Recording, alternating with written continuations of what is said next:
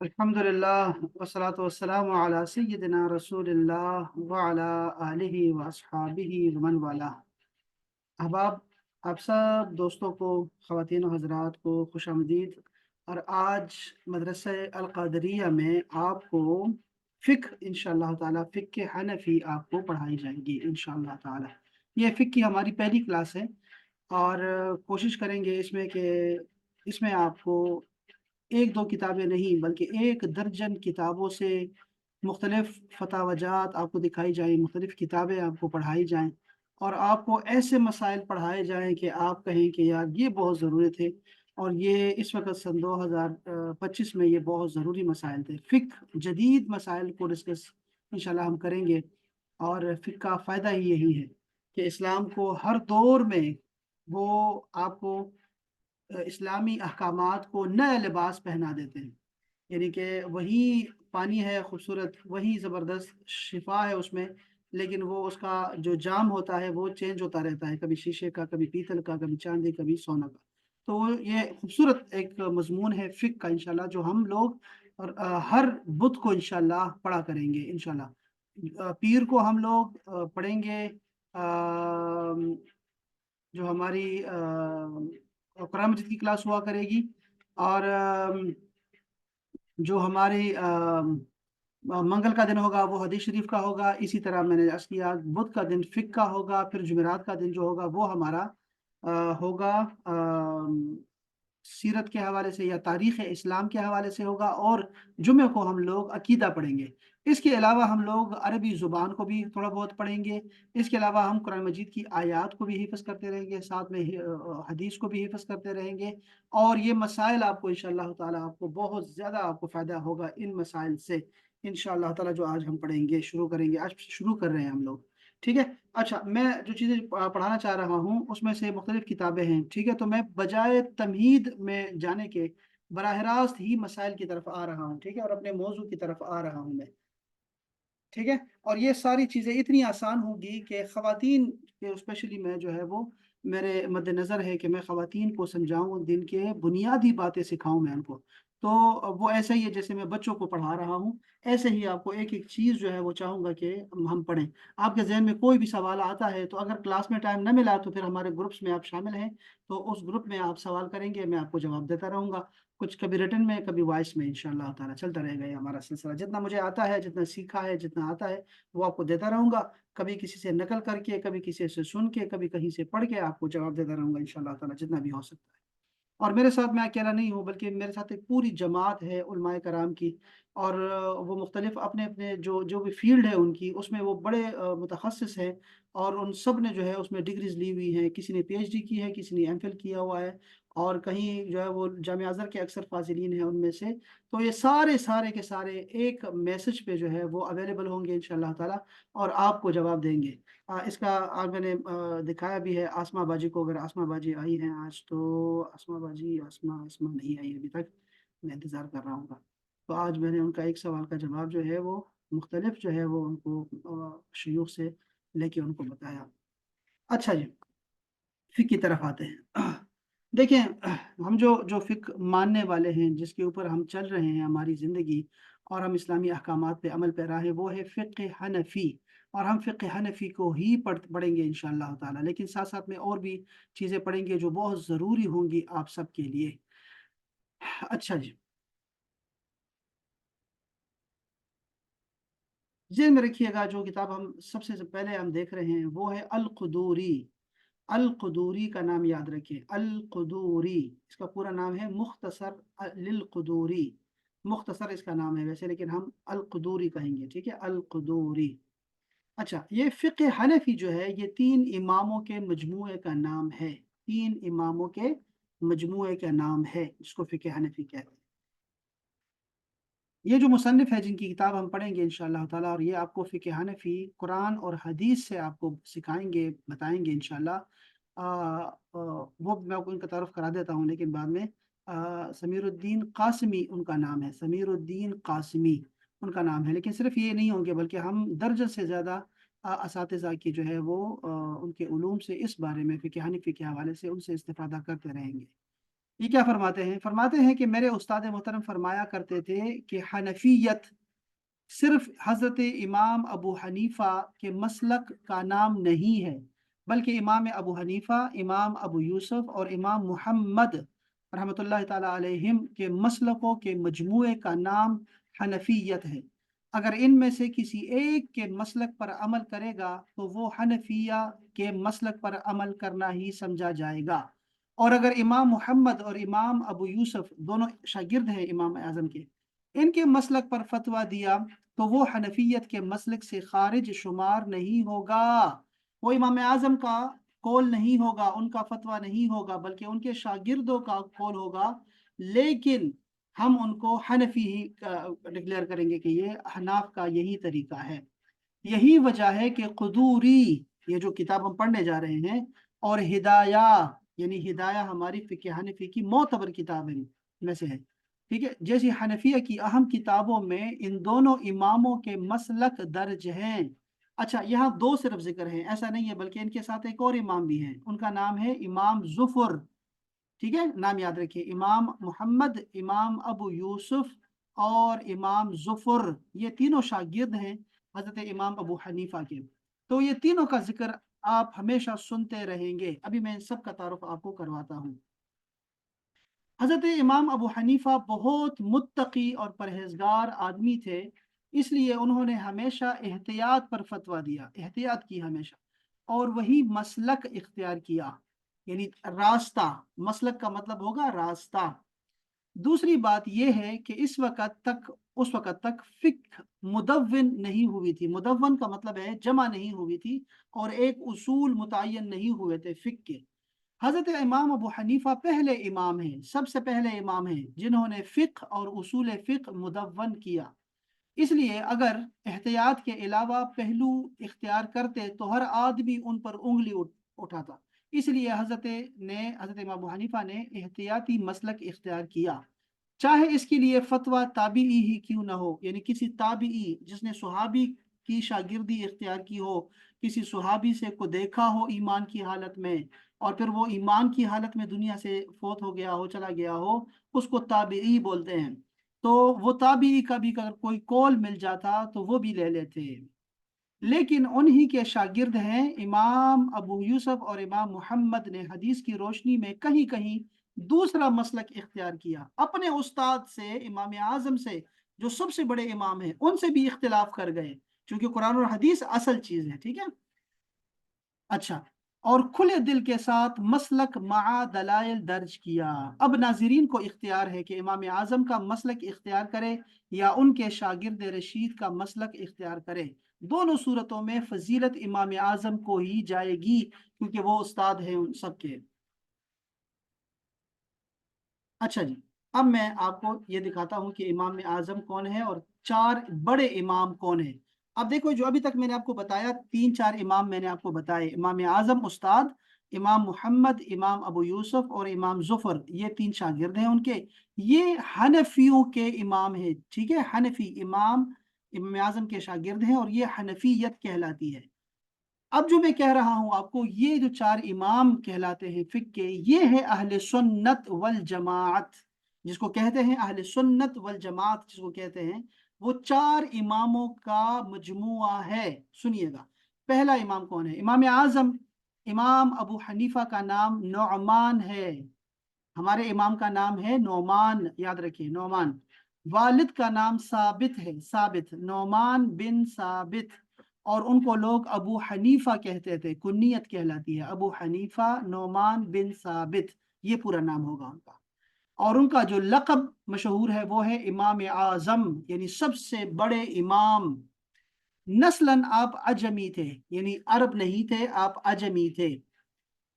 जो अरब नहीं होते उनको अजमी कहते हैं। और अहले फारस से हैं। फारस का मतलब है ये जो मौजूदा ईरान, अफगानिस्तान और साथ में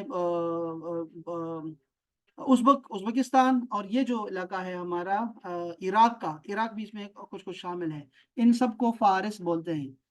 अच्छा, 80 हिजरी में आप पैदा हुए, अंदाजा करें आप, सहाबा कराम का दौर है जब आप पैदा हुए हैं, 80 हिजरी में, पहली सदी हिजरी में पैदा हुए हैं। اسی لیے آپ بیشتر صحابہ کرام کی زیارت آپ نے کی، اور آخری صحابی جو فوت ہوا ہے نا، جو دنیا سے گیا ہے، وہ 108 ہجری میں یا 109 ہجری میں دنیا سے رخصت ہوا ہے۔ تو اس وقت آپ جوان تھے، تو اس لیے آپ نے بہت سارے صحابہ کرام کی زیارت کی ہے اور ان سے استفادہ کیا ہے۔ اچھا جی، آپ کے اساتذہ میں ہم پڑھتے رہیں گے انشاءاللہ تعالیٰ۔ آپ کے جو بڑے استاد ہیں ان کا نام حماد ہے، حماد آپ کے استاد کا نام ہے حماد، لیکن آپ کے اساتذہ کی تعداد 4000 بتائی جاتی ہے امام اعظم کی، ٹھیک ہے۔ انہوں نے کیا کیا؟ انہوں نے یہ کیا کہ جب درس و تدریس اور افادہ کا سلسلہ شروع کیا تو طالبان علم علوم نبوت کا آپ کے حلقہ درس میں زبردست ازدحام ہوا، یعنی رش ہوا۔ ازدحام کا مطلب ہے رش ہوا۔ فقہ اور دستور اسلامی یعنی قانون اسلامی کی تدوین یعنی جمع اور تشکیل نو یعنی ان کو اصولوں میں ڈھالنا کے لیے 40 فقہا، آپ نے بڑے بڑے 40 علماء کو ایک کیا کر دیا، ایک ان کی کمیٹی بنا دی، قانونی کونسل بنا دی، جس نے طویل مدت میں فقہ حنفیہ کی صورت میں اسلام کی قانونی اور دستوری جامعیت، دستور یعنی آئین، جامعیت کا مطلب ہے کہ ایک کمپریہنسو انہوں نے ایک قانون اور آئین تیار کیا لاجواب۔ اور اس میں کیا ہوا، اس میں اسی مدت میں کیا ہوا، جو مسائل مدون ہوئے تھے ان کی تعداد 12,70,000 سے زائد مسائل کا حل آپ نے نکالا۔ کتنی بڑی خدمت آپ نے سر انجام دی ہے، آپ کی ٹیم نے اتنا، اللہ تعالیٰ ان پہ کروڑوں رحمتیں نچاور فرمائے۔ آپ کی تابعیت پر اجماع ہے، یہ جملہ یاد رکھیں، آپ کی تابعیت پر اجماع ہے، اجماع ساری امت کا اتفاق ہے کہ آپ تابعی ہیں، اور تابعین کی فضیلت میں بیشتر احادیث ہیں، آپ نے بہت ساری احادیث کو سنا ہوگا۔ اور صحابہ سے نقل روایت بھی ثابت ہے کہ آپ نے صحابہ سے نقل کیا ہے، پڑھا ہے آپ نے۔ وفات آپ کی 150 ہجری میں بغداد میں ہوئی ہے آپ کی۔ نہیں، ابھی سوال کی ضرورت نہیں ہے، ٹھیک ہے۔ اچھا چلیں، امام مالک جو ہے، امام مالک دوسرے امام ہیں، یہ بھی اسی زمانے میں ہے، ٹھیک ہے، لیکن یہ مدینہ منورہ میں رہتے تھے۔ امام مالک کا نام یاد رکھیں۔ امام ابو حنیفہ رہتے ہیں کوفہ میں، عراق میں رہتے ہیں۔ کوفہ کو حضرت سعد بن ابی وقاص نے ایک نیا شہر بنایا تھا، جس میں فارسی لوگ بھی رہتے تھے اور عرب لوگ بھی رہتے تھے، صحابہ کرام سب کے لیے اچھی جگہ تھی کوفہ میں۔ وہی پھر حضرت امام علی مولا شیر خدا جو ہے ان کا وہ دارالخلافہ بنا تھا، اور وہ ادھر ہی تھے، سارے صحابہ کرام بھی وہاں جمع تھے، تو آپ کوفہ میں رہتے تھے۔ اور جو وہ ادھر تھے مدینہ منورہ میں، امام مالک وہاں پر مسند پہ آپ براجمان تھے، اور آپ حدیث کا درس دیا کرتے تھے، اور مختلف مسائل، فقہ کی مسائل پر بھی لوگوں کی آپ رہنمائی فرمایا کرتے تھے۔ امام مالک یہ دوسرے امام ہیں اہل سنت والجماعت کے۔ آپ کا نام مالک ہے، ابو عبداللہ آپ کو کہتے ہیں، کنیت ہے آپ کی، اور لقب آپ کا امام دار الحجرہ ہے۔ والد کا نام انس ہے، یعنی مالک بن انس، اور دادا کا نام بھی مالک ہے، یعنی مالک بن انس بن مالک۔ اور آپ کبار تابعین میں سے ہیں، آپ بھی تابعی ہیں، ایک ہی زمانے میں، ٹھیک ہے، امام ابو حنیفہ اور امام مالک دونوں۔ پیدائش اور وفات، مدینہ منورہ 93 ہجری میں آپ پیدا ہوئے تھے، مدینہ منورہ میں 93 میں۔ امام اعظم کب پیدا ہوئے؟ 80 ہجری میں، یعنی کہ 13 سال چھوٹے ہیں امام مالک آپ سے۔ یہ باتیں لکھنے والی اور سمجھنے والی ہیں، ٹھیک ہے، اس سے بہت فائدہ ہوگا آپ کو۔ اچھا، اور مدینہ منورہ میں ہی آپ کا انتقال ہوا ہے 179 ہجری میں۔ اب یہ بھی سمجھنے والی بات ہے کہ 19 سال بعد آپ کا انتقال ہوا ہے امام ابو حنیفہ کے بعد۔ آپ کا حافظہ نہایت اعلیٰ درجے کا تھا، جس چیز کو آپ پڑھ لیتے نا اس کو کبھی نہیں بھولا آپ نے۔ 17 برس کی عمر میں جملہ علوم اور فنون اور مہارت تامہ حاصل کر کے مدینہ منورہ میں حضرت امام نافع کے انتقال کے بعد اس مسند کو رونق بخشی، یعنی درس حدیث اور امامت آپ نے شروع کر دی۔ تقریباً 62 سال آپ نے مسلسل فقہ، افتاء اور حدیث شریف کا درس دیا آپ نے، اور تمام صحابہ کرام کا اور ان کے خانوادوں کا آپ نے بہت احترام کیا، ان کے عمل کو دیکھتے تھے آپ۔ پتہ ہے آپ کو، امام مالک کا مذہب جو ہے وہ لوگوں کو دیکھتے تھے کہ مسلمان کر کیا رہا ہے، जो मुसलमान होगा मदीना मुनव्वरा में, उसका अमल वो भी हुज्जत है कि वो ऐसे कर रहा है। ये किताबें बाद में आई हैं और चीजें लिखी गई हैं और उसको मुदव्वन किया गया, जमा किया गया, एक एक बात को जमा किया गया। जैसे कुरान मजीद को जमा किया गया था, बाद में जमा किया गया था, और सारा को, और इस तरह ही हदीस को भी जमा किया गया बाद में। इसी तरह जो है वो फिक के उसूल भी जो है, और इसी तरह अकीदे के मसाइल को भी बाद में जमा किया गया। इसी तरह तसव्वुफ के मसाइल को भी बाद में जमा किया गया। इसी तरह जो तारीख पे लोगों ने लिखा, इसी तरह ये सर्फ और नहव और ये सारे उसूल बाद में बने हैं। इसी तरह आपने जो है, आपने भी खिदमत की, और आपने भी इंतहाई ज्यादा जो है वो, यानी 62 साल आपने ये खिदमत सर अंजाम दी है। आप मदीना मुनव्वरा के लोगों का अमल देखा करते थे। कितनी प्यारी बात है, बहुत प्यारी बात। आपसे रिवायत करने वालों की तादाद 1300 से ज्यादा बताते हैं। ये आपके शागिर्द हैं 1300, बड़े बड़े नाम हैं ये। वैसे तो हजारों लोगों ने आपसे इस्तिफादा, इस वजह से कि आप मदीना मुनव्वरा में आप तशरीफ फरमा हैं। मदीना मुनव्वरा तो हर दुनिया का कोई ऐसा वली नहीं होगा जो मदीना मुनव्वरा में हाजिरी न देता हो, और कोई ऐसा इल्म दीन का जो है ना तालिब नहीं होगा जो मदीना मुनव्वरा न जाता हो। तो वो सबके इमाम थे, हजारों लाखों लोगों के इमाम थे, लेकिन ये 1300 उनमें खास हैं। और मैं इमाम मोहम्मद, इमाम शाफई, अब्दुल्ला इब्न मुबारक जैसे बड़े बड़े नाम हैं। आप अंदाजा कर सकते हैं कितने बड़े बड़े नाम हैं। तो फिर आपका इंतकाल जो है वो यकशंबा को हुआ। और ये जैसे मैंने बताया, एक सन 179 हिजरी में आपका इंतकाल हुआ। ये दूसरे इमाम थे। ठीक है, तीसरे इमाम जो कि आपके शागिर्द हैं वो है इमाम शाफई। ये हमारे अहले सुन्नत के तीसरे इमाम हैं। ठीक है, याद रखिए। आपका इसमें गरामी मोहम्मद है, अल्लाह, और कुन्नियत अबू अब्दुल्ला है। अबू अब्दुल्ला, इसी तरह इमाम मालिक का भी यही कुन्नियत है उनकी।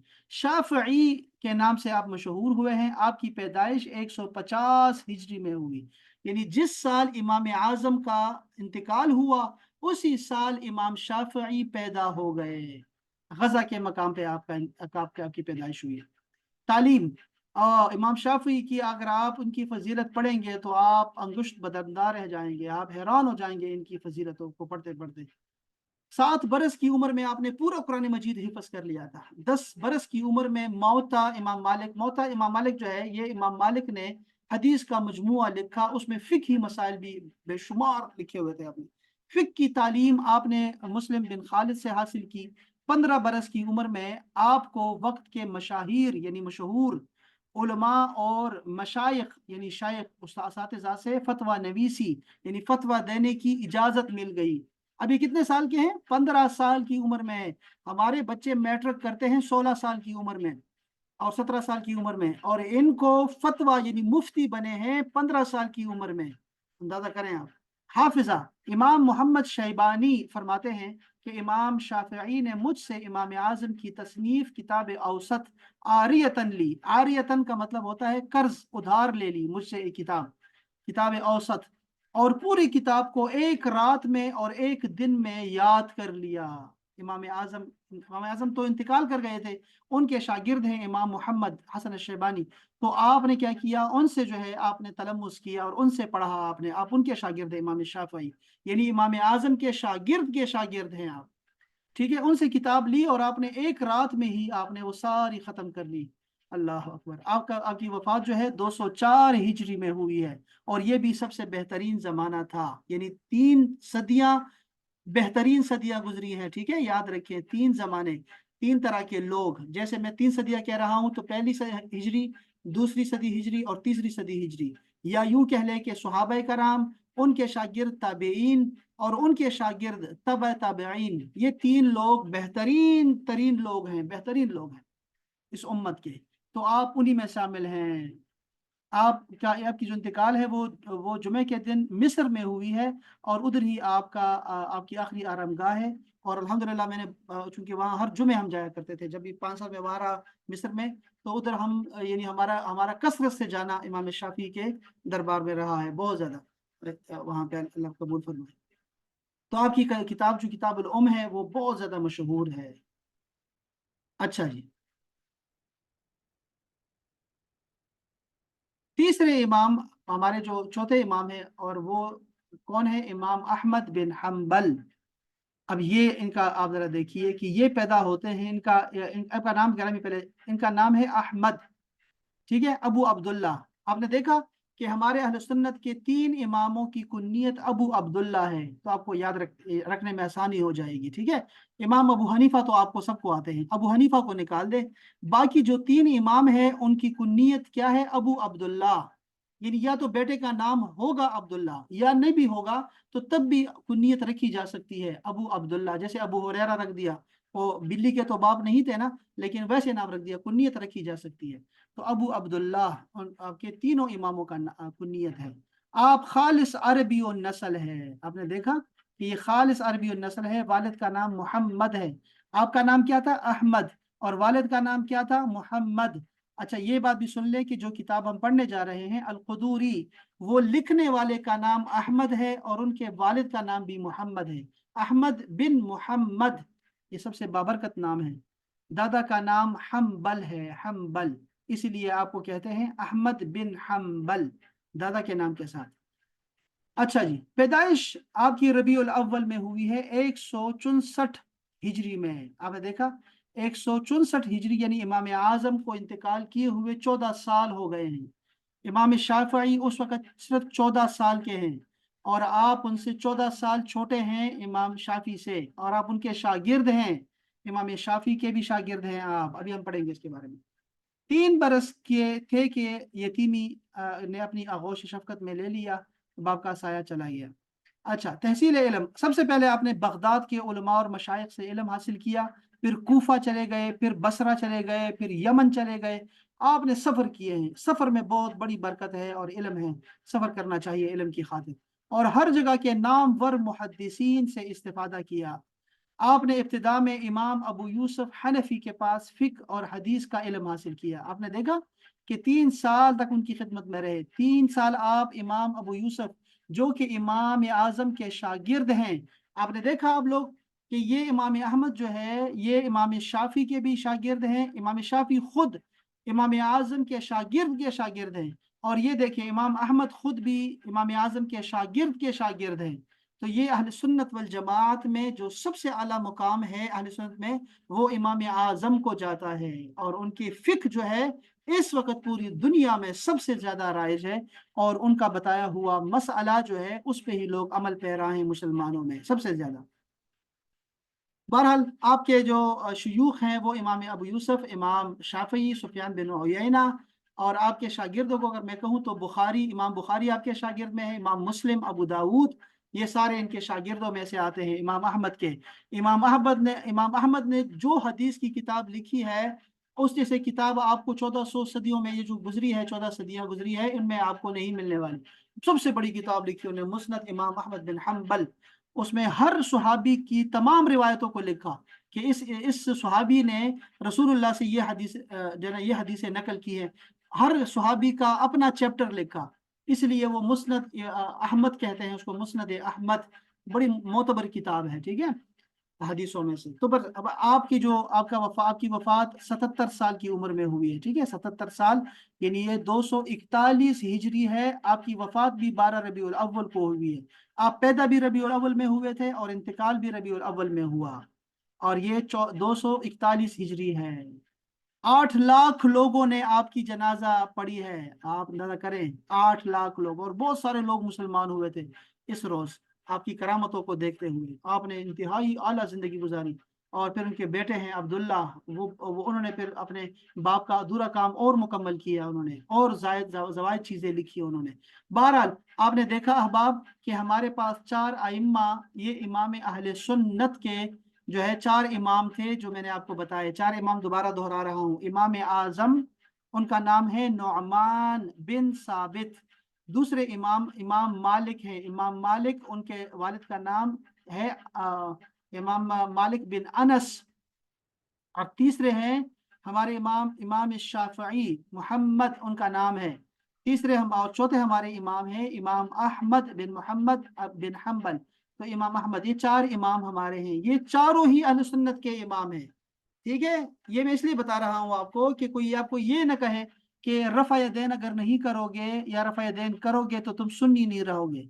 बात ज़हन में रखिएगा कि फिक के जो मसाइल हैं, या हमारा अगर किसी के साथ इख्तिलाफ है, تو وہ ہمارا فقہی اختلاف جو ہے وہ اس نوعیت کا نہیں ہے کہ ہم کو کافر کہیں یا ان کو ہم جو ہے وہ دین سے اسلامی خارج کرتے پھریں.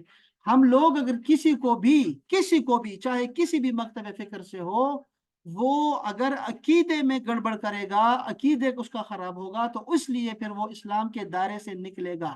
فقہی مسائل پہ آپ لوگ اختلاف کرتے رہتے ہیں. ایک ہی مذہب کے اندر بہت سارے امام آپ کو ملیں گے، جب ہم بعد میں پڑھتے رہیں گے انشاءاللہ. تو یہ 4 امام یاد رکھیں، یہ چاروں نے رسول اللہ صلی اللہ علیہ وسلم کی ہر ادا کو محفوظ کر لیا. رسول اللہ صلی اللہ علیہ وسلم کی ہر ادا، ان کے شب و روز، ان کے سفر، ان کا حضر، ان کا قیام، ان کے کوئی بھی عمل جو آپ نے کیا، اللہ تعالیٰ نے ان سب کو محفوظ رکھا.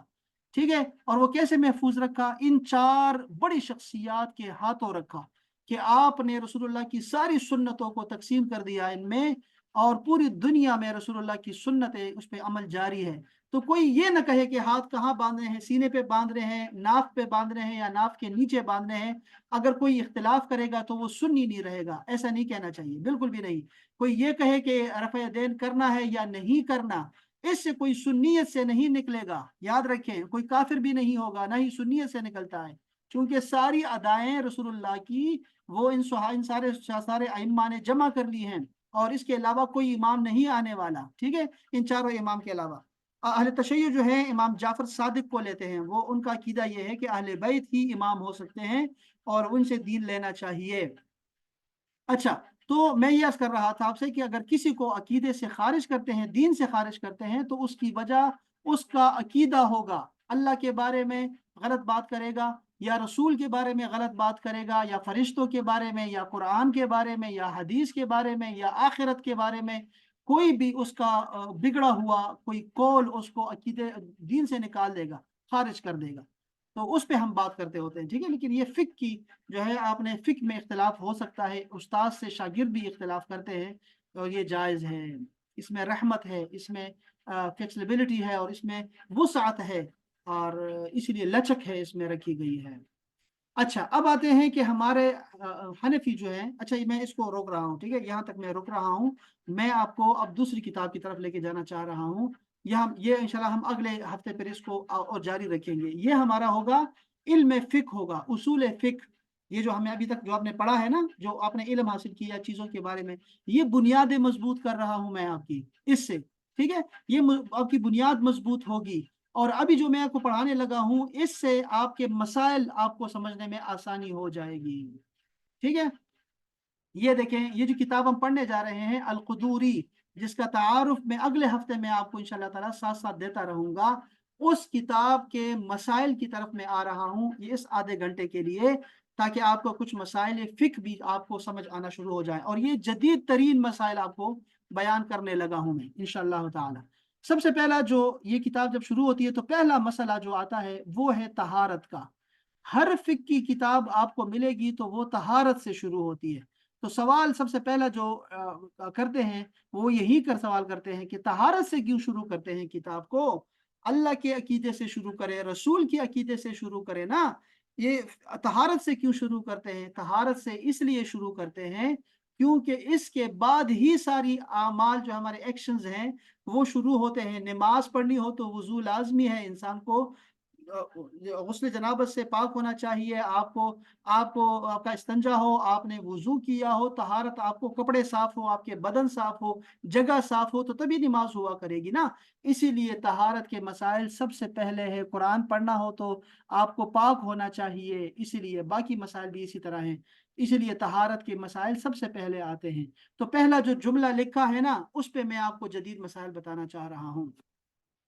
کیا آپ میری آواز سن رہے ہیں؟ میں ذرا سننا چاہوں گا. عائشہ، آواز آ رہی ہے آپ کو؟ زیادہ شور سے تو میں زیادہ شور تو نہیں ہے، اور زیادہ ٹھیک ہے یہ آواز؟ آپ کو آواز آ رہی ہے جی عائشہ؟ سر، ہاں بالکل. شکر اللہ تعالیٰ کہ آپ جاگ رہی ہیں. میں صرف یہ دیکھ رہا تھا. شاباش شاباش. یہ بڑی- اور آسما باجی آ گئی ہے کہ نہیں؟ آسما ابھی تک نہیں آئی. لے دیکھ لے یار، جن کی خاطر آج ہم نے سارا دل لگایا وہ نہیں ہے. فرخندہ باجی آ گئی ہیں، شبانہ باجی آ گئی ہیں. یہ بڑا اچھا ہو گیا الحمدللہ. منیبہ آ گئی ہیں، ام طیب آ گئی ہے، ماشاء اللہ ماشاء اللہ. حرمین شریفین بھی آ گئی. چلیں شکر اللہ تعالیٰ. ملک صاحب بھی آ گئے. چلو یہ بڑا اچھا ہو گیا الحمدللہ الحمدللہ. اچھا، یہ السلام علیکم سر. अभी आपने स्टार्ट किया उससे पहले ये जो मुतज़ाला मज़हब है ये कौन-सा वाला है? ये मुतज़ाला मज़हब कौन-सा है? दोबारा बताएं। मुतज़ाला मज़हब नहीं कहते हैं हाँ, जिसमें उसको अगर एह शाबाश, शाबाश, अच्छी बात है। अच्छा, मैं आपको बताऊँगा, ये सारे जितने भी आपको आपके नाम आपके ज़हन में आएँगे ना, वो सारे आपको बताऊँगा। मैं ये मदरसा शुरू ही किया है, आयशा के सवाल पे किया था और यही मसाइल आपको हल करने के लिए बैठा हूँ, ठीक है? ये जो मुअतज़िला का नाम आएगा ना, मुअतज़िला क्या थे? ये ख़त्म हो चुके हैं, ये चले गए। ये ज़माना था, फितने आते हैं, इस्लाम पे तरह-तरह के लोग आते रहे और फिर चले गए, ख़त्म हो गए, दफ़ा हो गए। तो ये मुअतज़िला के बारे में हम पढ़ेंगे इंशाअल्लाह ताला, उसको छोड़ दें। बस वो ज़माना था, एक ज़माना वो आया था, दीन दीन के बारे में गलत-गलत बातें करते थे, कुरान के बारे में गलत बातें करते थे और काफ़िर ठहरे। क़यामत के बारे में, दोज़ख के बारे में गलत बात करते थे और वो काफ़िर ठहरे उस पे। इसलिए मैंने कहा ना कि दीन की बुनियादों के बारे में अकीदा गलत रखने से बंदा काफ़िर हो जाता है, वो दीन इस्लाम से निकल जाता है। तो ये मुअतज़िला जो था वो निकला हुआ था इस्लाम से। ये इस्लाम का फ़िरका नहीं बल्कि ये गैर मुस्लिमों का फ़िरका था जो इस्लाम से निकल चुका था। तो हम पढ़ेंगे इंशाअल्लाह इसके बारे में। शाबाश। अच्छा जी, अब आता हूँ मैं ज़रा ये पहले जुमले की तरफ जो इस किताब में आएगा, वो है कि फ़फ़र्दु त्तहारति गस्लुल अअदाइ अस्सलासा व मसहुर रअसी। कहते हैं कि तहारत के लिए 3 अज़ा का धोना और सर का मसह करना वो फ़र्ज़ है। ये जुमला जो शुरू में उन्होंने लिखा है, उसके बाद इसके बाद उन्होंने एक कुरान मजीद की आयत लिखी है कि उस आयत करीमा में वुज़ू का हमें तरीका बता दिया गया है कि कौन-कौन से अज़ा को आपने धोना है और किस पर मसा करना है।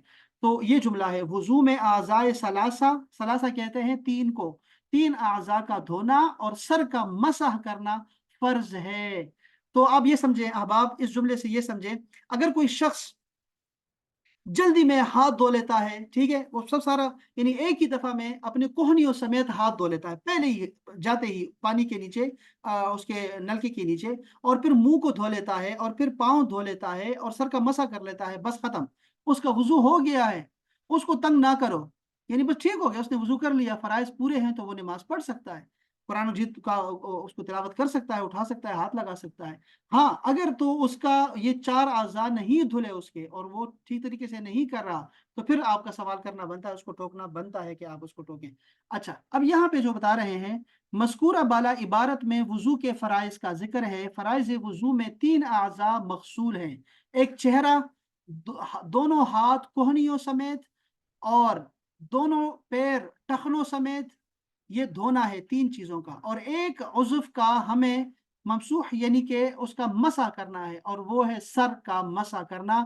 कम से कम, कम से कम वो है चौथाई हिस्सा यानी 1/4 सर का हिस्सा, यानी जितनी आपकी पेशानी है ना, वो उतनी पेशानी जितना सर धोना, ये उसका सर का मसा करना, इतना काफ़ी है वुज़ू के लिए, इतना फ़र्ज़ है। बाकी तो सारे सर का मसा करना चाहिए, वो सुन्नतें बाद में पढ़ेंगे, सिर्फ़ फ़र्ज़ की बात कर रहा हूँ। तो ज़रूरी नहीं है कि हर बंदा, ये सारी लड़कियाँ दुपट्टा उतार के मसा करे। दुपट्टे समेत भी जो है ना वो क्या कर सकती हैं, मसा सर का कर सकती है, और मर्द टोपी उतारे बगैर भी सर का मसा कर सकते हैं अगर सिर्फ फ़र्ज़ पूरा करना हो तो। वरना तो फिर सारे सर का मसा करें, और तरीका मैं सिखाऊँगा आपको, कैमरा ऑन करके सिखाऊँगा इंशाअल्लाह। अभी जो मसाइल इनसे निकलते हैं, ये जो किताब लिखी गई है, आज से 1000 साल पहले लिखी गई है ये कुदूरी शरीफ। अभी हम पढ़ेंगे इंशाअल्लाह अगले हफ्ते इसी बारे में। 1000 साल, 1500 साल पहले लिखी गई है। मैं आपको ये बताना चाह रहा, सॉरी, 1000 साल हो गए और साथ में 50 साल। तो ये क्या है कि अब इससे जदीद मसले क्या निकलते हैं वो समझिएगा। पहला मसला ये है कि मस्नूई आज़ा, उस पे क्या हुक्म होगा वुज़ू का। सर्जरी के ज़रिए जुड़े जाने वाले आज़ा, हाथ, पाँव 2 तरह के होते हैं भई। एक वो जो बदन से जुदा नहीं किए जा सकते, वो बिल्कुल जुड़ गए हैं। उन्होंने बिल्कुल टाँके लगा दिए हैं और वो मस्नूई है, लेकिन लग गया है, जैसे दाँत लगा दिया किसी ने हाथ लगा दिया, किसी ने पैर लगा दिया, ठीक है? अच्छा, और दूसरे वो अज़ा लगाते हैं कि मुशक्कत के बदन से जुदा किए जा सकते हैं। अगर बगैर मुशक्कत के उसको यानी कि क्लिप लगे हुए हैं, बगैर मुशक्कत के उसको आप जुदा कर सकते हैं, ठीक है? अच्छा, तो पहला वो हम ले लेते हैं जो बदन से जुदा नहीं कर सकते आप। तो भई उसका हुक्म ऐसा ही होगा जैसे तुम्हारा असली हाथ है, जैसा तुम्हारा असली पाँव है, ऐसा ही उसका वुज़ू करेंगे, उसको धोएँगे, ठीक है? जो बदन से जुदा नहीं होते। उसका हुक्म यही है कि उसका धोना वुजू में और गुस्ल में फर्ज होगा, सर्जरी के जरिए से जुड़े जाने वाले। अच्छा, और जो सानी हुक्म था, यानी कि जिसको आप उसको उतार सकते हैं, तो उसका हुक्म जो है वो फर्ज में नहीं आएगा, वो वुजू असली की तरह नहीं होगा, बल्कि उन्हें वुजू और गुस्ल में धोने का हुक्म नहीं होगा। उसको धो या ना धो इससे फर्क नहीं पड़ेगा, तुम्हारे हाथ है ही नहीं। अल्लाह पाक ने फरमाया जब नमाज के लिए खड़े हो तो ये तीन आज़ा को धो लिया करो। अब किसी के पाँव है ही नहीं तो वो क्या धोएगा भाई? मुसलमान पे वो चीज फर्ज है, वो शरीयत लागू होती है जो उसके हो, यानी जो उसका वो कर सकता हो। जिसके पाँव ही नहीं है तो उसको उससे पाँव का धोना नहीं मांगा जाएगा। जिसके हाथ ही नहीं है, कटे हुए हैं, उसको ये नहीं कहेंगे कि ये आयत करीमा में है कि हाथ धो, तो अब हाथ वो कहाँ से लेके आए? इसलिए कुरान मजीद की आयतों को भी हमें समझना होगा, हम समझेंगे इंशाल्लाह ताला। और ये नहीं होगा कि कोई आपको कोई आयत दिखा दे और आप फिर सोचते रहें कि ये क्या हो गया हमारे साथ। हर हुक्म आपके लिए नहीं होगा। ये बात हमें समझ आ गई कि अगर आपके मसनूई अज़ा हैं तो अगर आप जुदा कर सकते हैं उसको आसानी से, तो वो तो उसकी कोई हैसियत नहीं है। और अगर वो आपके बदन के साथ जुड़ गए हैं पक्के, तो फिर उसका हुक्म ऐसे ही होगा जैसे तुम्हारे असली हाथ और असली पाँव है। एक मसला ये हमने समझा है, ठीक है। साथ साथ में आपको मैं फतावजात भी दिखाता हूँ। इमाम आज़म के बारे में मैंने आपको बता दिया, इतना काफ़ी है। हम इमाम आज़म को पढ़ते रहेंगे, मुसलसल पढ़ते रहेंगे। इसके बारे में क्या इन्होंने फतवा दिया, मैं सारे आपको साथ साथ दिखा रहा हूँ फतवाजात भी। आप वुजू में चार फराइज हैं। मुंह चेहरे का एक बार धोना, दोनों हाथों का एक बार कोहनियों तक धोना, कोहनियां शामिल हैं इसमें, ठीक है। तीन इमामों का हमारे इस पे इजमा है, ठीक है, मुत्तफक अलैह मसला है कि कोहनियां शामिल हैं, टखने शामिल हैं धोने में। अच्छा, तीसरी जो फर्ज है वो है चौथाई सर का मसा करना, 1/4 सर का मसा करना कम से कम वो फर्ज है।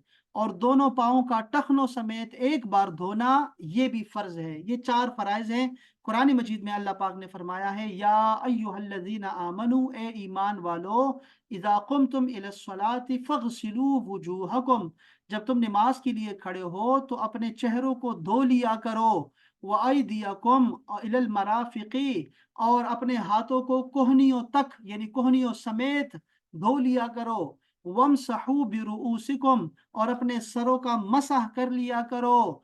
व अर्जुलकुम इलल काबैन, और अपने पाँव को टखनों समेत धो लिया करो।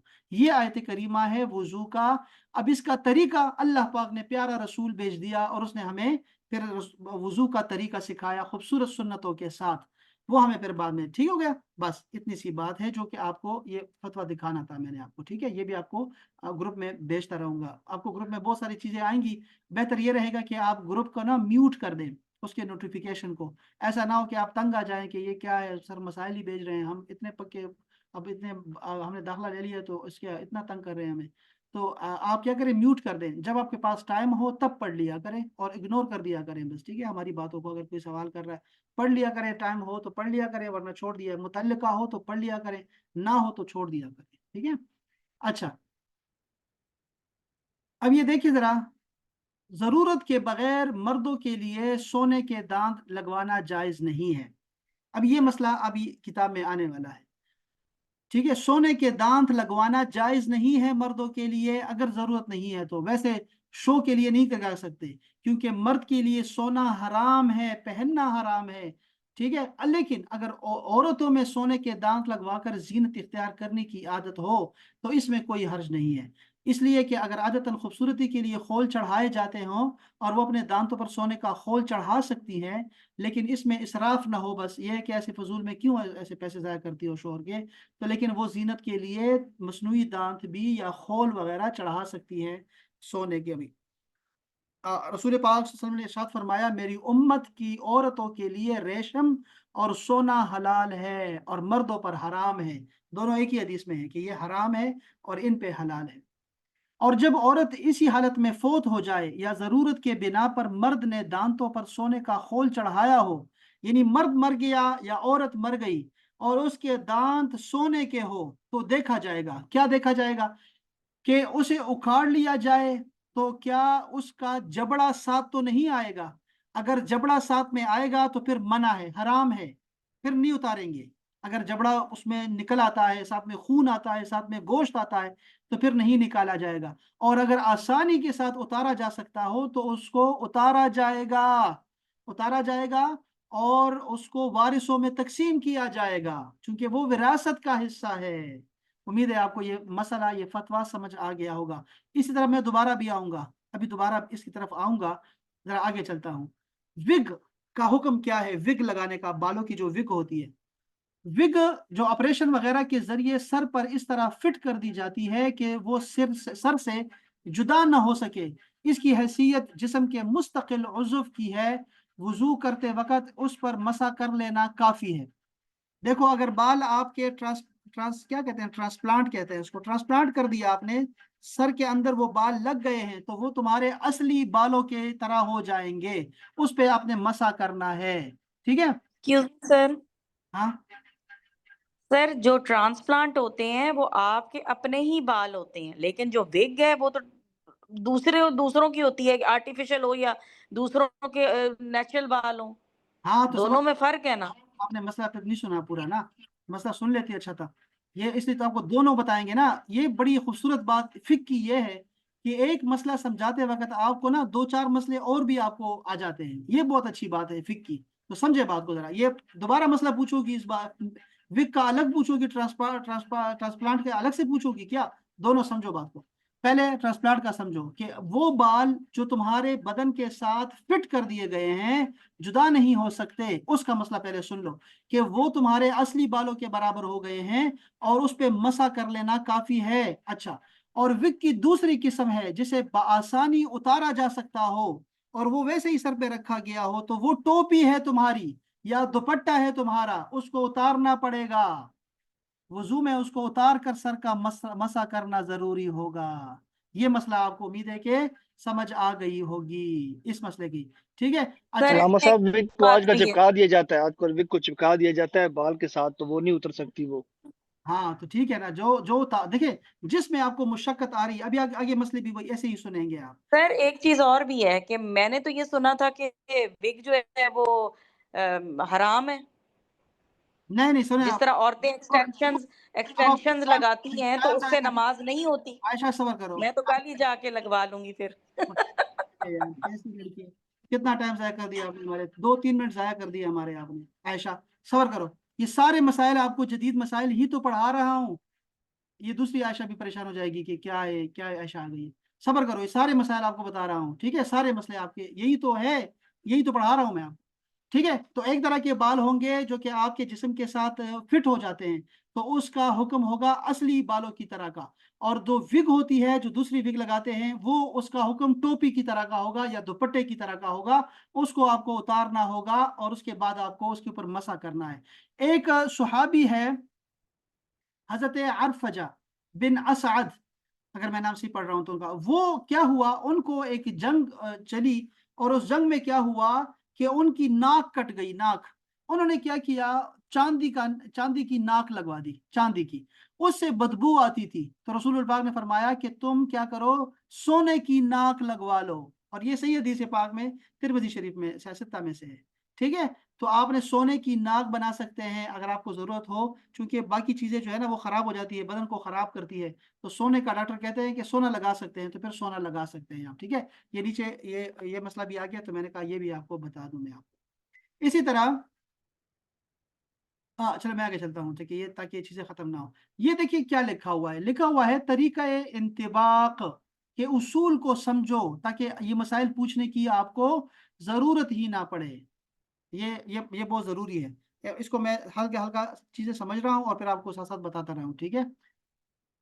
معلوم یہ ہوا کہ اگر سرجری کے ذریعے جوڑے جانے والے اعضاء اور نقلی چوٹی بدن انسانی کے ساتھ متصل بے اتصال قرار کا درجہ رکھتے ہوں گے تو ان کا حکم وضو اصلی کی طرح ہوگا اور ان کا وضو اور غسل میں دھونا فرض ہوگا. اگر جوائنٹ کیے جانے والے اعضاء کو اتصال قرار کا درجہ حاصل نہ ہو، یعنی وہ جڑے ہوئے نہیں ہیں، آرام سے کلپ لگا کے آپ اتار سکتے ہیں یا ویسے ہی ایک ٹیپ اتار سکتے ہیں، تو وہ پھر کیا ہوگا؟ نقلی ہوگا، اور اس کا دھونا یعنی اس کو اتار کے نیچے بدن کو پانی پہنچانا وہ فرض ہوگا آپ پہ، تاکہ بدن کو جو ہے نا وہ پانی پہنچے۔ اس میں سے تیسرا مسئلہ کیا نکالا انہوں نے؟ کہتے ہیں جو ووٹر اپنے ہاتھ پہ روشنائی لگاتا ہے، ووٹر جب ووٹ کاسٹ کرتا ہے تو ایک خاص قسم کی روشنائی لگا دیتا ہے، یا ہم یوں کہہ لیں کہ پرماننٹ مارکر جو آپ استعمال کرتے ہیں، کیا اس کا کیا حکم ہوگا وضو میں؟ ٹھیک ہے، پرماننٹ مارکر لگا دیا، پولیو کے قطرے آپ کو پلا دیے، نشان لگا دیا، اس کا کیا ہوگا؟ الیکشن کے موقع پر جو رنگ لگایا جاتا ہے اور تیز اثر روشنائی کے حکم میں ہوگا، ٹھیک ہے۔ اچھا، روشنائی کیا ہے؟ اسے ذی جرم یعنی جسم والا کے درجے میں قرار نہیں دیا جائے گا، اس لیے اس کا وضو پر کوئی اثر نہیں ہوگا اور اس کے ہوتے ہوئے وضو درست ہوگا، ٹھیک ہے نا۔ یعنی کہ آپ کے مارکر لگ گیا تو وہ کوئی جسم نہیں ہے جو پانی کو روک رہا ہے بدن تک پہنچنے پہ، اس لیے وہ لگا رہے، پرماننٹ مارکر لگا رہے، آپ کا جو ہے وہ یا روشنائی لگی رہے ووٹر والی، تو اس سے کوئی فرق نہیں پڑے گا۔ وضو کے صحیح ہونے کے لیے 3 شرطوں کا پایا جانا ضروری ہے کہ اعضائے وضو کو پاک پانی سے دھونا، کہ بال کے برابر بھی خشک نہ رہے، پانی پہنچانا ہے اس کو، منافی وضو کا نہ ہونا جیسے حیض، نفاس، حدث، یعنی آپ کے غسل واجب ہے اگر آپ پہ، تو پھر وضو کا کیا فائدہ ہوگا؟ وضو تو آپ کو فائدہ نہیں دے گی، ٹھیک ہے نا۔ اور دوسرا کیا ہوگا کہ آپ نے اگر پانی نہیں پہنچایا پورے بدن تک تو پھر بھی آپ کا وضو نہیں ہوا۔ اسی طرح بدن پر ایسی چیز کا نہ ہونا جو چمڑی تک پانی کے پہنچنے کو روک دے، جیسے موم، چربی وغیرہ وغیرہ چیزیں استعمال ہوتی ہیں۔ اچھا، میں آگے چل رہا ہوں، ٹھیک ہے، اس کو مسئلے کو آگے لے کے چلتا ہوں تاکہ آپ کو یہ مسئلے سارے پکے یاد ہو جائیں کہ کیا کیا چیز ہے اور کیا نہیں ہے۔ دیکھیں، اگر بدن پر ایسی شے لگ جائے جس کا کوئی جسم نہ ہو بلکہ صرف اس کا رنگ ہو یا بو ہو اور اس کو زائل کرنا دشوار ہو، تو اس کی موجودگی وضو صحیح کر دیتی ہے، اس کا کوئی فرق نہیں پڑے گا جسم پر، کیونکہ اس کا کوئی جسم ہے ہی نہیں کہ وہ جسم تک پانی کو پہنچنے سے منع کرے، اور اس کا زائل کرنا باعث حرج ہے، تکلیف میں ہے۔ کیسے پرماننٹ مارکر کو تم ختم کرو گے؟ تم اپنے بدن کو جلا لو گے، اس کو زخمی کر دو گے بدن کو۔ اسی لیے شریعت نے کہا ہے کہ ایسی چیزوں کو اس میں جانے کی ضرورت نہیں ہے تمہیں، بس آرام سے، ٹھیک ہے، جتنا پانی ہو رہا ہے کافی ہے، اس میں پریشانی کی بات نہیں ہے۔ تیسرا مسئلہ کہ اعضائے وضو پر پینٹ لگی ہو، اگر آپ نے جو پینٹ آپ اگر خود گھر میں کر رہے ہیں تو آپ تو خود بہت زیادہ خود کو گندا کر دیں گے، یا پھر آپ جو ہے وہ جو پینٹ کرنے والا انسان ہے وہ کیا کرے گا؟ وہ بیچارہ تو سارا دن ہی اسی میں رہتا ہے، وہ کیا کرے گا؟ ناخن پالش اگر کسی خاتون نے لگا لیا ہے اس کا کیا حکم ہوگا؟ دیکھیں، یاد رکھیں، پینٹ اور یہ جو ناخن پالش کے لگے ہوئے ہونے کی صورت میں وضو کے صحیح ہونے کے لیے ان کا اعضائے وضو سے ختم کرنا لازم ہے۔ اگر ان کے جسم کو ختم نہیں کیا گیا، صرف پانی بہا دیا گیا، تو وضو صحیح نہیں ہوگا۔ یہ بات سمجھنے والی ہے، اس کو سمجھیں، ضابطہ سمجھ لیں، اصول سمجھ لیں کہ مسئلے کا انطباق بے غبار آپ کو ہو جائے گا اگر مسئلہ سمجھ لیا۔ بدن پر لگی ہوئی ہر وہ چیز جو کھال تک پانی کے پہنچنے کو منع کرتی ہو، اس کا چھڑانا وہ وضو اور غسل میں ضروری ہے، بشرطے کہ اس کے چھڑانے میں کوئی حرج نہ ہو۔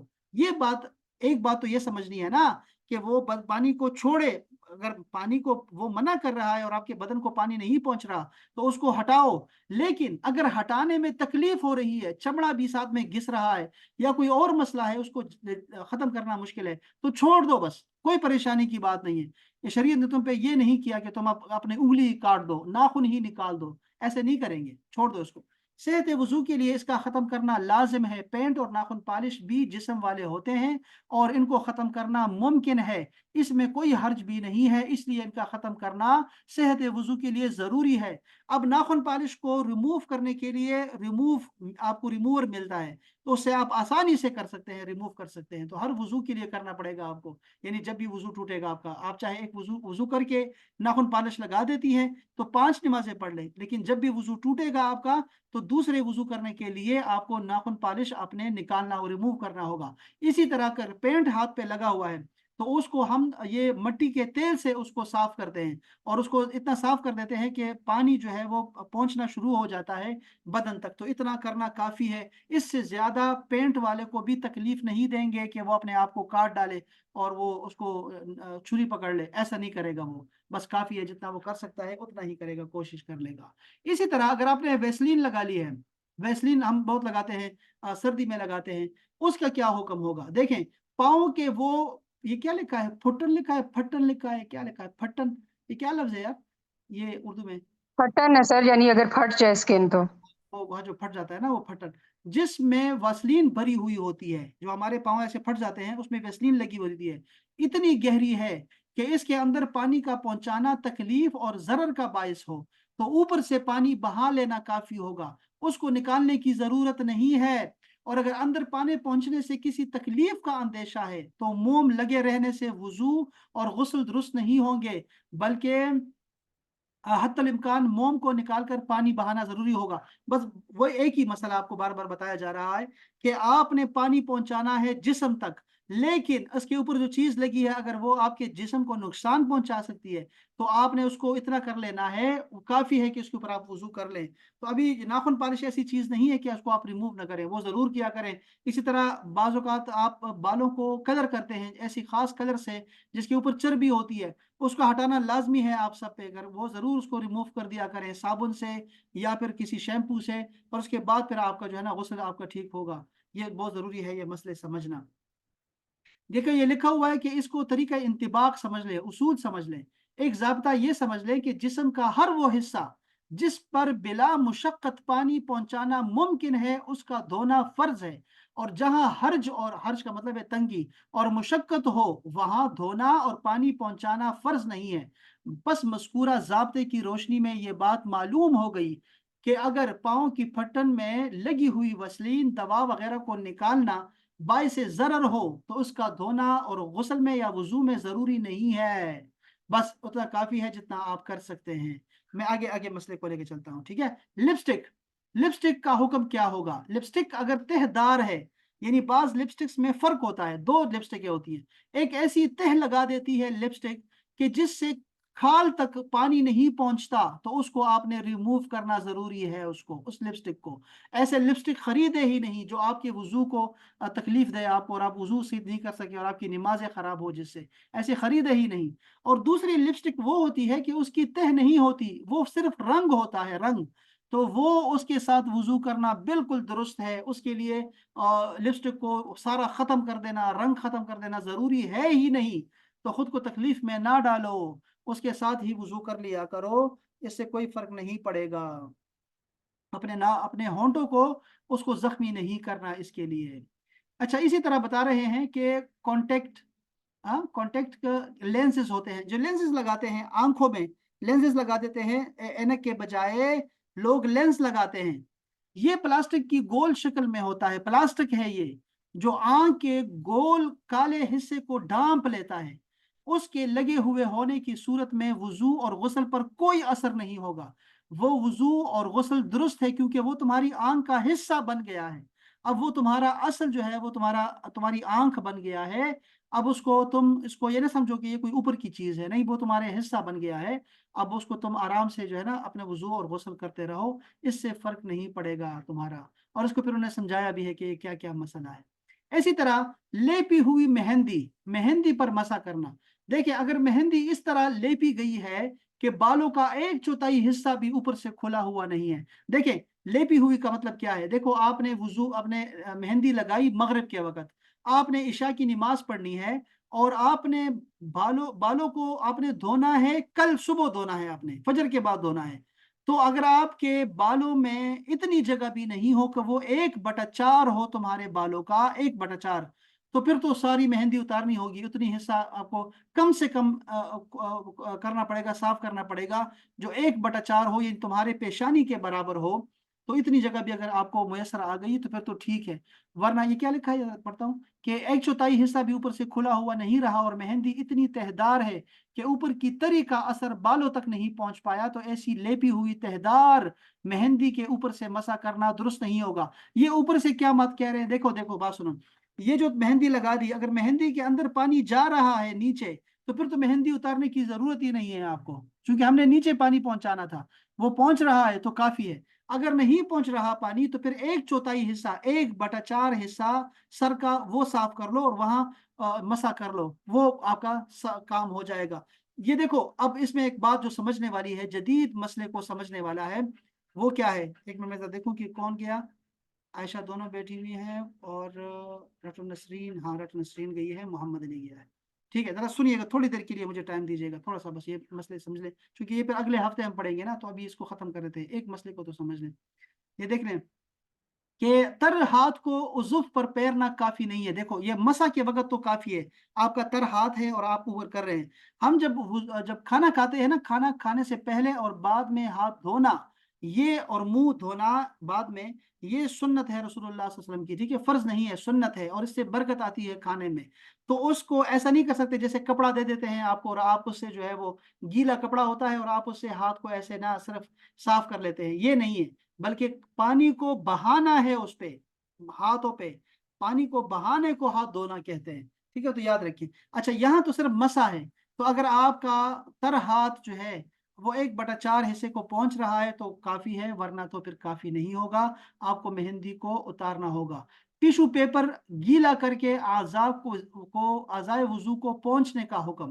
دیکھیں ٹرین اور ہوائی جہاز کے واش بیسن کے پاس جگہ کم ہوتی ہے اور پیروں کو دھونے کی صورت میں وہ جگہ گیلی ہو جاتی ہے، جسے ہوائی جہاز کا عملہ اور دیگر مسافرین پسند نہیں کرتے۔ ایسی صورت میں اگر کوئی مسافر ٹیشو پیپر گیلا کر کے اپنے اعضائے وضو، چہرہ، ہاتھ، پیر پر پھیر لے تو اس کا وضو درست نہیں ہوگا، نہیں ہوگا، نہیں ہوگا۔ یہ صرف گیلا کپڑا، گیلا تولیہ، اس سے وضو نہیں ہوتا، غسل بھی نہیں ہوتا۔ ایسے غسل میں بھی آپ کو پانی بہانا ہوتا ہے، قطرے بہانے ہوتے ہیں اپنے اعضاء پہ، اسی لیے طریقہ سکھاتے ہیں، میں آپ کو طریقہ سکھاؤں گا وضو کرنے کا بھی آپ کو باقاعدہ طور پہ، تو اس کو غسل کہتے ہیں، ٹھیک ہے، پانی کا بہانا، قطرے بہانا وہ لازمی ہے غسل کے لیے بھی اور اس کے لیے بھی، وضو کے لیے بھی۔ اچھا بالوں پر جیل کریم لگاتے ہوئے مسح کرنا۔ دیکھیں بالوں پر لگانے کے لیے ایک کریم بنا میں جیل کریم مارکیٹ میں دستیاب ہے، اگر کوئی شخص اپنے سر کے بالوں پر اس کریم کو لگا لے تو اس کے ہوتے ہوئے سر کے بالوں کا مسح صحیح ہوگا، کیونکہ وہ بالوں تک پانی پہنچنے سے مانے نہیں ہے۔ جیل اگر ایسی ہے کہ وہ نیچے پانی چھوڑ رہی ہے، آگے جا رہا ہے پانی نیچے، تو پھر تو ٹھیک ہے، پھر تو کوئی ایسی بات نہیں ہے، اور اگر وہ نہیں چھوڑ رہا ہے، ایسی جیل ہے کہ وہ پانی نہیں جانے دے رہا ہے نیچے تہ تک، تو پھر اس کو اتار رہے ہیں اور اس کے بعد پھر آپ نے کرنا ہے۔ تو دیکھ رہے ہیں کہ سارے مسئلوں کا حل ایک ہی آپ کو بار بار بتایا جا رہا ہے۔ اللہ کرے کہ آپ کو یہ مسئلے سمجھ آ گئے ہوں گے۔ میں تھوڑی دیر کے لیے ایک دو مسئلے آپ کو، یہ جو میں نے پڑھا ہے نا ابھی، یہ سارے یہاں پر فتاوی جات میں لکھے ہوئے ہیں، امید ہے کہ 2-4 مسئلے آپ کو اور بھی سمجھ آئیں گے اگر آپ مجھے صرف 5 منٹ دیں گے تو۔ یہ دیکھیں، اچھا میں نے یہ آپ کو نا یہ سعودیہ والوں کے فتویٰ میں نے ابھی آپ کو پڑھایا، تو یہاں پر کسی کا بھی ہم پڑھ سکتے ہیں، اس سے کوئی فرق نہیں پڑتا، ٹھیک ہے۔ ہم یہ دیکھیں گے کہ دلائل کیا ہیں، وہ چیزیں آپ کو دکھائی دینا شروع ہو جائیں گی۔ آپ لوگ ایسا نہیں کریں گے، صرف میں ایسا کر رہا ہوں تو وہ چیز پڑھ رہا ہوں جو آپ کو فائدہ دے، ٹھیک ہے، جو ہمارے عقیدے کے خلاف نہ ہو، ہمارے فقہ کے خلاف نہ ہو۔ اچھا جی، دانتوں کے ہلنے کی وجہ سے اس میں تار لگانا جائز ہے، یہ فتویٰ ہے۔ بہار شریعت ہماری فقہ کی کتاب ہے، اس میں لکھا ہوا ہے کہ ہلتے ہوئے دانتوں کو سونے کے تار سے بندھوانا جائز ہے، اور اگر کسی کی ناک کٹ گئی ہو تو سونے کی ناک بنوا کر لگا سکتا ہے۔ ان دونوں صورتوں میں ضرورت کے وقت سونے کو جائز کہا گیا ہے، کیونکہ چاندی کے تار سے دانت باندھے جائیں یا چاندی کی ناک لگائی جائے تو اس میں تعفن پیدا ہو جاتا ہے، بدبو پیدا ہو جاتی ہے۔ یہ فتویٰ آپ کو 2-4 مسئلے اور بھی سکھا گیا۔ آپ کو میں ابھی وگ کے بارے میں بتا رہا ہوں، ٹھیک ہے، وگ کے بارے میں کہ وگ کیا مسئلہ ہے، اس کا جائز ہے کہ ناجائز ہے، وہ بھی آپ کو بتاتا ہوں۔ دیکھیے ضرورت کے وقت مصنوعی دانت لگوانا جائز ہے۔ مصنوعی دانت لگانے کے بعد اگر آسانی سے الگ نہ ہو سکتا ہو تو غسل میں اس کو اتارنا ضروری نہیں ہے، اور اگر آسانی سے الگ کر سکتے ہیں تو غسل کے لیے اس کو نکالنا ضروری ہوگا وضو کے لیے۔ اسی طرح میت کے منہ میں اگر مصنوعی دانت ہیں اور وہ مصنوعی دانت نکال سکتے ہیں آرام سے تو نکالیں، اگر آرام سے نہیں نکل سکتے تو چھوڑ دیں اس کو، چونکہ وہ اس کے جسم کا حصہ ہے اور آپ میت کے جسم کے حصوں کو نہیں چھیڑ سکتے، ان کے اعضاء کو کاٹ نہیں سکتے، یہ منع ہے سختی سے۔ حرام ہے یہ نہیں कर सकते। बस इतने सा ये फतवा भी आपको समझ आ गया। ये कितना है, पांचवा छठा फतवा, वो भी सुन ले जरा, आपको फायदा होगा। किसी को धोखा देने या खिलाफ हकीकत सूरत के इजहार के कसद से सर पे विग लगाना जायज नहीं है। अब देखो आयशा है कि नहीं, या अल्लाह, आयशा, आयशा है, आयशा सुनो। जी जी, इधर ही हूँ, इधर ही हूँ। अच्छा देखो, किसी को धोखा देने के लिए, देखो कोई रिश्ता देखने के लिए आ रहा है और आपने लंबे बाल लगवा दिए, हाँ, तो इस तरह जायज नहीं है, किसी किस्म का विग लगाना जायज ही नहीं है। ठीक है, एक हो गई ये बात, ये मसला भी समझ आ गया। देखो ना, आपको बहुत सारे मसाइल समझ आ जाते हैं एक मसले को समझने के लिए। अच्छा दूसरी सुनो आप, किसी जरूरत की वजह से विग लगाने की सूरत में इंसानी बालों और खिंजीर के बालों के अलावा विग हो तो जायज है। ये बात समझ आ गई आपको अब, कि इंसानी बालों का नहीं होना चाहिए और खिंजीर के बालों का नहीं होना चाहिए। अक्सर जो है वो घोड़े के बाल इस्तेमाल करते हैं आजकल, तो वो आप लगा सकते हैं, उसकी गुंजाइश है, मौजूद है। और अगर ये बाल इंसान के हो तो उनका लगाना गुनाह कबीरा है। गुनाह कबीरा बड़ा गुनाह है। गुनाह कबीरा वो होता है जिससे अगर आप तौबा नहीं करेंगे तो अल्लाह ताला माफ नहीं करता। ये ज़हन में रखिएगा, उसको गुनाह कबीरा कहते हैं। ये भी सीख लिया आपने ना, इसको भी लिख लें अपने पास। इसी तरह इंसानी बाल लगवाने वालों पर हदीस में लानत वारिद हुई है। अब मसला समझे, अब अगर विग सर पे लगी हुई हो तो उसको अलग करना चाहें तो अलग नहीं कर सकते, तो ये बाल असली बाल के हुक्म में हो जाएंगे और उनके ऊपर पानी डालने से गुस्ल हो जाएगा, मसा करने से वजू भी हो जाएगा। और अगर मसनूई बाल इस तरह नहीं है बल्कि उनको सर से अलग किया जा सकता है, तो इस सूरत में अगर इसमें पानी गुजर कर सर के अंदर नहीं पहुंच सकता तो गुस्ल और वजू दोनों नहीं होगा। और अगर विग लगे होने की सूरत में इन मसनूई बाल के दरमियान से पानी गुजर कर सर तक पहुंच जाता है तो गुस्ल वाजिब अदा हो जाएगा। वही मसला जो आपको बार बार बताया जा रहा है, वही मसला यहाँ भी आपको बताया है, ये आपको फतवा बताया है ताकि आपको टू द पॉइंट बात बताई जा सके। ये देखें जरा सातवां फतवा देखें, ये भी आपको फतवा, आपको मजा आएगा, उसमें कुछ ना कुछ फतवा देगा। ये देखें, अब दुपट्टे का मसला आया है। कहते हैं कि औरत अगर अपने दुपट्टे पर मसा करे और पानी की तरी सर तक पहुंच रही हो तो सर के चौथाई हिस्से को तर कर दिया गया तो ये काफी है, ये मसा दुरुस्त है। बस, यानी गुस्ल में बदन के हर उस हिस्से को एक बार धोना फर्ज है जिसको बिला हर्ज धो सकते हैं। अगर तकलीफ है तो फिर तो छोड़ दो ना, अगर नहीं है तो फिर रहने दो उसको। अच्छा, ये लिखा हुआ है कि मसा की नम सर की खाल या खास सर पर जो बाल हैं, न कि सर से नीचे लटके हुए बाल, वो नहीं, जो सर के ऊपर बाल है ना उस तक, क्या उसके ऊपर अगर तरी आ सकती है, पहुंच रही है उस बालों, उन बालों तक, तो क्या है, वो फर्ज है उसको मसा करना। अमामा या दुपट्टे वगैरह पर मसा काफी नहीं होगा। ठीक है, हाँ, अगर कपड़े के टोपी के नीचे से पानी जा रहा है या दुपट्टे के नीचे से पानी जा रहा है और बालों को नम कर रहा है तो फिर तो ठीक है, फिर उसका उतारना जरूरी नहीं है दुपट्टे का। ये इमाम अंदाज़ा खान बरेलवी रहमतुल्लाह ने फरमाया है।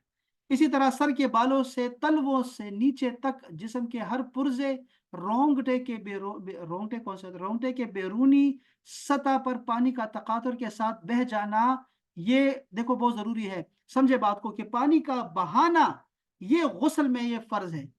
सिर्फ नहीं है कि गीला तौलिया अपने ऊपर लगा दिया, ये नहीं। इसी तरह वुजू का भी यही हुक्म है। ये भी आपने देख लिया, एक और भी आप जरा देखिएगा, ये फतवा भी आपको काम आएंगे ना, इसलिए मैं बता रहा हूँ। देखिए, अगर अगर रंग या पेंट वगैरह तहदार है और उसके लगे हुए होने की सूरत में पानी खाल तक नहीं पहुंच सकता तो ऐसे रंग के लगे हुए की हालत में वुजू दुरुस्त नहीं होगा। और अगर तहदार नहीं, सिर्फ रंग है, तो वुजू हो जाएगा, चाहे वो नाखून पालिश हो या चाहे वो पेंट हो, कोई भी, जैसे मैंने बताया कि परमानेंट मार्कर लगा हुआ हो, तो उससे कोई फर्क नहीं पड़ेगा। ठीक है, अलबत्ता अगर जिस्म पर रंग लग जाए जिसकी वजह से पानी खाल तक नहीं पहुंचता लेकिन वो इतना पक्का हो कि आसानी से न उतरता हो और पूरी कोशिश के बाद भी मुकम्मल तौर पर साफ न होता हो और ज्यादा कोशिश के नतीजे में खाल उतरने या जख्म बनने का अंदेशा हो तो जहां तक हो सके रगड़ कर धो लिया जाए। अगर फिर भी रंग नहीं उतरे तो वुजू और गुस्ल हो जाएगा। ये है आसानी दीन की, और इससे ज्यादा हम पे लाजिम भी नहीं है, हम पे वाजिब नहीं है, फर्ज नहीं है, इतना काफी होता है। अच्छा, ये एक और भी मसला है। क्या मसला था? ये किसी ने पूछा तो मैं आपको बताता हूँ मैं, कि सर पे तेल लगाना। देखें, बालों या हाथों पर तेल लगने की सूरत में अगर वुजू किया जाए तो वुजू हो जाएगा। वुजू से पहले तेल के साफ करने की हाजत नहीं। तेल का लगा हुआ होना आज़ाए वुजू तक पानी के पहुंचने से माने नहीं है। यानी तेल वगैरह की चिकनाहट अगर बाकी रहना पानी के जिस्म तक पहुंचने में रुकावट ना होने की वजह से वुजू से माने नहीं है। बस ठीक हो गया। मक्की की बीट या मेहंदी। सर एक बालों के हवाले से, सर ये एक सर जी छोटा सा मसला है 2-4 सेकंड का। ये तो आजकल आपने अभी फरमाया कि बाल जो है वो इंसानी बाल लगाना हराम है। हाँ तो ये कुछ लोग खरीद रहे होते हैं और कुछ लोग बेच रहे होते हैं औरतों हाँ, के बाल हराम कंघी से निकले हुए। हराम है बालों का बेचना और उसका हराम। खरीदना। हराम है। इस तरह और भी बहुत सारे काम लोग कर रहे हैं, हराम करते हैं। यहाँ बहुत क्या, शुक्र, बहुत शुक्र। माफ करें, ये हराम है जी, हराम है। अच्छा, यहाँ जी पे ठीक। ये मैं आपको, बल्कि आपको देखिए यहाँ पे स्क्रीन पे आपको दिखाई दे रहा है, देखिए। मैं लिख रहा हूँ, अल्लाह करे कि मैं गलत ना हूँ। बालों का बेचना, औरत के नहीं मर्द का। औरत का तो वैसे ही वो तो है, वो तो वैसे ही जो है ना मना है। इंसानी बालों की खरीद और फरोख्त का हुक्म क्या है अहले सुन्नत वल जमात के नज़दीक? अल्लाह करे ये मसला समझ आ जाए हमें, आपकी वजह से हमें भी मसाइल समझ आ रहे हैं, और मैं ये सीख रहा हूँ आप लोगों की वजह से। ये देखें, हम्म, ये सारे आपको ना फतावजा सारे ऑनलाइन आपको मिल जाते हैं, ठीक है। देखें, मर्द या औरत के बालों की खरीद फरोख्त नाजायज और हराम है। पहला ही जुमला आपने आपको समझ लिया आपको। अस्तगफिरुल्लाह। औरतों के बालों में खरीद जी व फरोख्त के अलावा दूसरी भी बुराई यह है कि औरत के बाल सर से जुदा होने के बाद भी उसका सतर और शरअन छुपाना वाजिब और जरूरी होता है, कि उन पर नामहरम की निगाह न पड़े। लिहाजा जब बाल बेचे जाएंगे तो खरीदार और बाद के मराहिल में जितने नामहरम उन बालों को देखेंगे, छुएंगे, डॉक्टर या कोई भी नर्स कोई भी लगाएगा, उन सब का वबाल और गुनाह भी बेचने वाले पर आएगा। लिहाजा खरीदने और बेचने वाले दोनों को चाहिए कि मामूली नफा के लिए अपनी आखिरत बर्बाद और खुदा को नाराज ना करें। देखो, एक तो यह है कि आप अपने बाल बेच रहे हैं। कुछ हमारे बच्चे कबाड़ी जो होते हैं वो आते हैं और आपके घरों से बालों को चोरी करके लेके जाते हैं और बेचते हैं, या लोगों से थोड़े बहुत लेते हैं। तो आपने अपने बालों की हिफाजत करनी है। खवातीन को बता रहा हूँ कि आप अपने बालों को महफूज जगह पर रखो, उसकी कदर करो बालों की, और वो तुम्हारे लिए वबाल बन सकते हैं। इसलिए अपने बालों को जमा करती रहो खास जगह पर, और फिर उसके बाद उसको किसी जगह दफन कर दो, या उसके साथ पत्थर बांध के किसी दरिया में बहा दो। ऐसे ऐसे मुकद्दस पेपर भी रखा करें और उसको भी ऐसे ही किया करें। अच्छा, मैं अपने मसले की तरफ दोबारा आता हूँ ताकि मुझे कोई डिस्ट्रैक्ट ना करे। ये देखें, अगर तेल या विक्स क्रीम से जिस्म की मालिश की जाए तो ये जिस्म तक पानी पहुंचने में माने नहीं है। इसलिए तेल या विक्स क्रीम की मालिश के बाद भी वुजू या गुस्ल हो जाता है। इसके बरक्स अगर विक्स क्रीम या कोई और चीज जिससे जिस्म पर तह बैठ जाए तो वो पानी जिस्म तक पहुंचने में माने हो, तो फिर वुजू या गुस्ल नहीं होता। ये देख रहे हैं ना, हर एक आपको यही मसला बताएगा। कोई भी फतवा पढ़ोगे तो आपको यही मसला बताएगा। और फिर इसके अंदर भी मैंने आपको बता दिया कि उसको हटाना तो लाजिम है, लेकिन ऐसा नहीं है कि तुम अब छुरी लेके अपना हाथ ही काट दो, नाखून ही उतरवा दो, ऐसे नहीं करना। अच्छा, वाजे रहे कि खाने से पहले, आइए एक मसला था जरा वो समझ ले, अच्छी बात है, बहुत प्यारी बात थी, बड़ी प्यारी बात मैंने सीखी। कि वाजे रहे कि खाने से पहले और बाद में हाथों का धोना सुन्नत से साबित शुदा अमल है, और इसको खाने की बरकत का सबब बताया गया है। और हदीस में हाथों के धोने का जिक्र है, न कि गीला करने का। लिहाजा खाने से पहले और बाद में हाथों का पानी से धोना ये सुन्नत है, ना कि गीला करना। बाकी साबुन से हाथ धोने की सुन्नत नहीं कह सकते साबुन से, लेकिन साबुन की जगह पर एक चीज इस्तेमाल की रसूलुल्लाह ने, जरा सुनिएगा। अलबत्ता अगर कोई ज्यादा नजाफत या खाने की चिकनाहट को खत्म करने के लिए साबुन का इस्तेमाल करता है तो इसमें कोई मजाका नहीं है। ये रसूलुल्लाह ने जिस चीज को मना नहीं किया वो जायज है सबके लिए, ठीक है। साबुन, शैम्पू, ये हैंड वॉश, कुछ भी इस्तेमाल कर सकते हो। जिसको मना नहीं है वो सब जो है, अगर उसके आज़ा, उसके जो अज्जा हैं, सॉरी अज्जा जो है, अगर वो हराम से नहीं है तो फिर वो जायज है सबके लिए। और ये भी जरूरी नहीं है कि आप ये कहें कि ये लक्स जो है ये सूर की चर्बी से बनता है। ऐसे कहने से वो सूर की चर्बी में नहीं जाएगा और तुमसे ये नहीं पूछा जाएगा। हदीस शरीफ में क्या है? हदीस शरीफ में संग्रेजों यानी पत्थरों से और कंकरियों से हाथ साफ करने का जिक्र जिस तरह किया गया है, उससे मालूम हुआ कि खुद रसूलुल्लाह ने भी उस वक़्त ऐसा ही किया। इससे ये रहनुमाई मिलती है कि खाना खाने खाकर तौलिया या कागज یا کسی بھی ایسی چیز سے ہاتھ صاف کیے جا سکتے ہیں جس سے ہاتھوں کی صفائی ہو جائے، اور ایسا کرنا بھی سنت کے دائرے میں ہی ہوگا۔ نیز ہاتھوں کو دھونے کا طریقہ یہ ہے کہ دونوں ہاتھوں کو اس طرح دھویا جائے کہ اس سے ہاتھوں کی میل وغیرہ صاف ہو جائے، اور منہ بھی دھونا، منہ میں بھی رسول اللہ نے پانی ڈالا ہے، ٹھیک ہے، تاکہ چکناہٹ ختم ہو جائے، تو منہ بھی دھونا لازم ہے۔ یہاں ایک مسئلہ اور بھی ہے، اس قسم کے معقولات یعنی کھانے والی چیزیں اور مشروبات پینے والی چیزیں جس میں چکنائی ہو، کلی کر لینا اولا ہے اور افضل ہے، تاکہ نماز کے دوران منہ خوب صاف رہے۔ آنے والی حدیث اسی بارے میں ہے۔ اچھا جی، اسی طرح رسول پاک نے ایک دفعہ دودھ پیا، صرف دودھ یا لسی پی، دیکھو تو کیا ہوا، پھر آپ نے پانی منگایا اور کلی کی، اس میں چکنائی ہوتی ہے، آپ نے خود فرمایا کہ اس میں چکنائی ہوتی ہے۔ ہم یوں کہہ لیتے ہیں کہ ہمیں دودھ تو اب خالص ملتا نہیں، اس طرح اگر کہیں ہے تو پھر ایسا کریا کرے، ورنہ تو لسی جب پیتے ہیں نا تو لسی کے اثرات ہوتے ہیں، اس لیے منہ کو دھو لینا وہ افضل ہے اور اچھا ہے اور سنت رسول ہے۔ اس طرح مٹھائی اگر آپ کھا لیتے ہیں تو مٹھائی کے بعد بھی ایسے ہی کریں۔ گوشت کھانے کے بعد بہت ضروری ہے، وہ تو حدیث شریف میں بھی آتا ہے کہ ہاتھ اور منہ کو دھونا چاہیے۔ اللہ اکبر۔ چلیں یہ بھی مسئلہ تھا تو میں نے کہا بتا دوں آپ۔ اچھا، ایک حدیث شریف بڑی مشہور ہے، مشہور تو نہیں ہے ویسے، بتا دوں آپ کو، سنیے گا۔ سلمان فارسی، اللہ کرے میں ایک بندہ اور ڈراپ ہو گیا ہے، وہ کون ہے؟ میں ذرا دیکھنا چاہتا ہوں کہ کون بچے جو ہے وہ انٹرسٹ ہیں، چلو میں دیکھتا ہوں۔